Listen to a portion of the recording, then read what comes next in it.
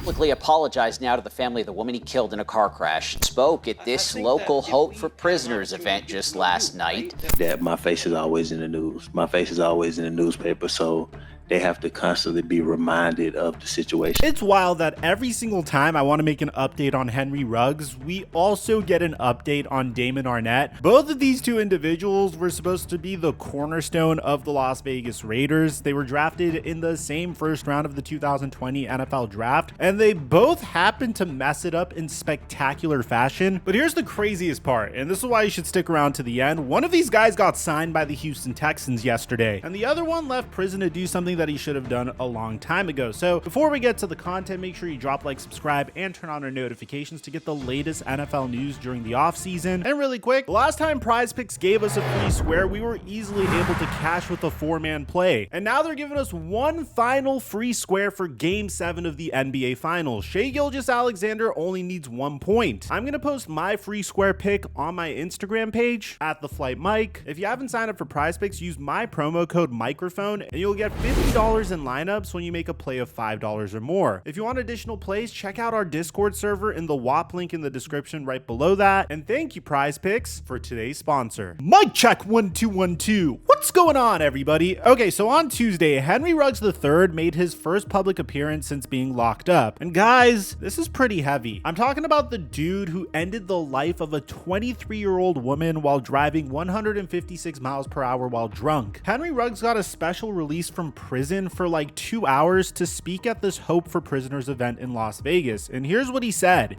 One that I wish I could turn back the hands of time.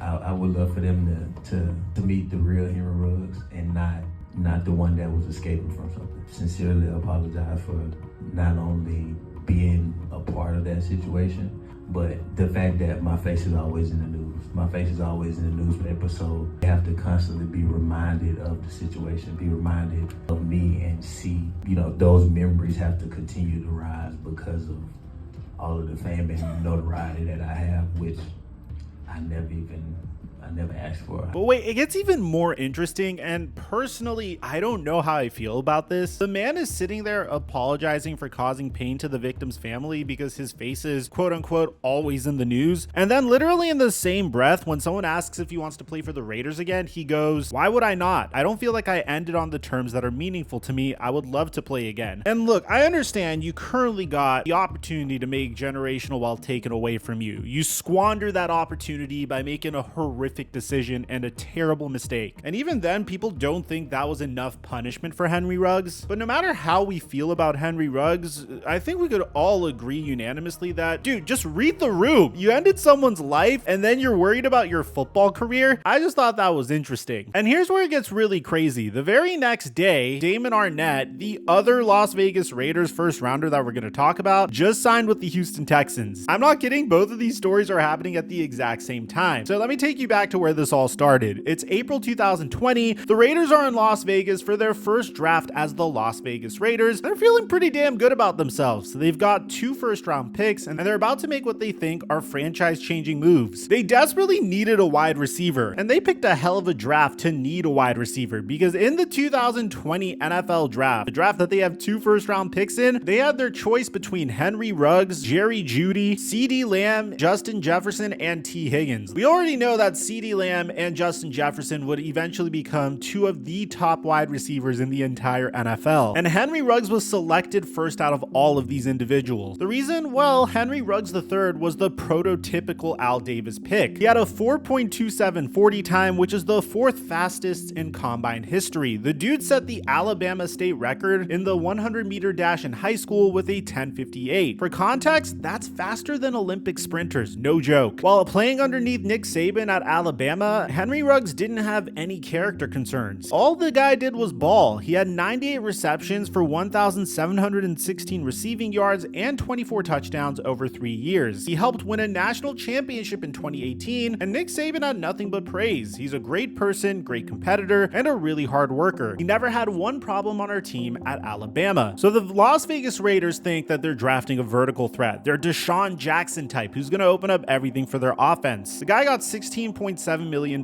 guaranteed. Then 7 picks later, that's where things would get interesting. They would shock the entire football world by taking Damon Arnett from Ohio State at 19th overall. To give you an idea of how shocking this was, ESPN's NFL draft predictor gave Damon Arnett a 0.1% chance of being selected in the top 20. That's 0.1%. That's basically saying that this will never happen. Most people had him as a late second or third round pick. But here's what's crazy. Mike Mayock, who was the GM at the time, later admitted that they knew about Damon Arnett's character concerns. He literally said, "We did more research on Arnett than anybody else since I've been here, and we missed. There was significant concern. Most teams around the league were very aware of it. So they knew he had problems, they knew other teams wouldn't touch him, and they still took him 19th overall." These two individuals couldn't have been more different. Ruggs at Alabama was basically the golden boy. He was playing in the most pro-ready system in college football, surrounded by 5-star talent everywhere, coached by arguably the greatest college football coach of all time. And off the field, he was spotless. 0 arrests, 0 suspensions, 0 drama. He used to do this 3-finger salute after touchdowns to honor his deceased friend Roderick Scott, who passed away in a car accident that Henry Ruggs was almost in. So you would think this is a character guy. Meanwhile, Damon Arnett at Ohio State was, well, let's just say the warning signs were there. Even in college, scouts were noting the mental makeup issues and undisciplined play. The dude was talented, don't get me wrong. He had 140 tackles, 27 pass breakups, and even took an interception 97 yards to the house against Indiana. But coaches were constantly having to work with him on his attitude and decision making. It's like the Raiders looked at two completely different character profiles and decided to roll the dice on both. One was a sure thing with elite talent, and the other was a project with major red flags. And during their rookie seasons, Henry Ruggs was everything they hoped for. Yeah, he only had 26 receptions for 452 passing yards as a rookie, but that's not the point with a guy like Ruggs. He was stretching the field, making safeties cheat over the top, opening up everything underneath for Darren Waller and Hunter Renfrow. His best game was week 5 against Kansas City, 118 yards receiving, including a 72-yard touchdown bomb that had Chiefs fans leaving early. By 2021, before everything went sideways, Henry Ruggs was leading the team in receiving yards. Derek Carr was finally comfortable throwing the deep ball because he had a guy who could actually run under it. John Gruden was building the entire offense around this man's speed. This was Henry Ruggs' breakout season that was tragically cut short. Damon Arnett, on the other end, was terrible. 13 games, 29 tackles, 0 interceptions. His Pro Football Focus grade was a 32.9 overall, which ranked him 232nd out of 238 cornerbacks. 232nd! His coverage grade was even worse, 29.6, ranking 230th out of 238. That's not just bad, that's historically terrible. He would eventually lose his starting job to Casey Hayward and Trayvon Mullen, was barely playing 21% of defensive snaps before he got hurt, and teams were actively targeting him because they knew he was the weakest link in that defense. But none of this would matter because what would happen next to these individuals would change everything. At this point, you're familiar with this story. November 2nd, 2021, 3:39 a.m. It was this moment that Henry Ruggs ruined multiple lives, ended 2 lives, and destroyed his own. Henry Ruggs is driving his 2020 Corvette down South Rainbow Boulevard in Las Vegas. But he was not just driving, he was flying. We're talking 156 miles per hour in a 45 mile per hour zone, and he's drunk. Blood alcohol content is 0.161. That's literally twice the legal limit. At 156 miles per hour, Ruggs rear-ends a Toyota RAV4 driven by Tina Tinter, a 23-year-old Serbian immigrant. The impact happened at 127 miles per hour because he tried to brake at the last second. But when you're going that fast, physics does not care about your impaired reflexes. Let me tell you why Tina Tinter's story matters. She came to Las Vegas as a baby when her family fled war-torn Yugoslavia. She was close to getting her US citizenship, had just started a job at an insurance company,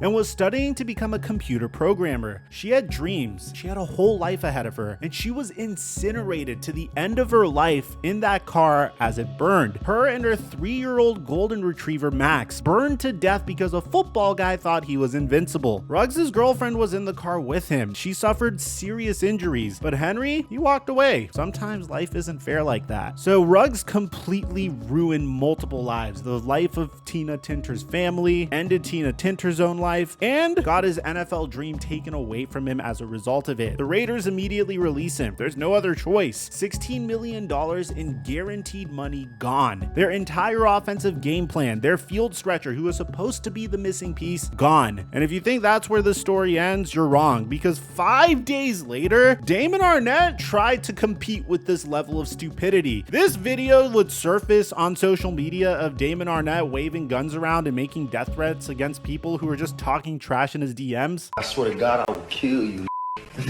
On everything I love, I will kill you. Like, I really did kill you.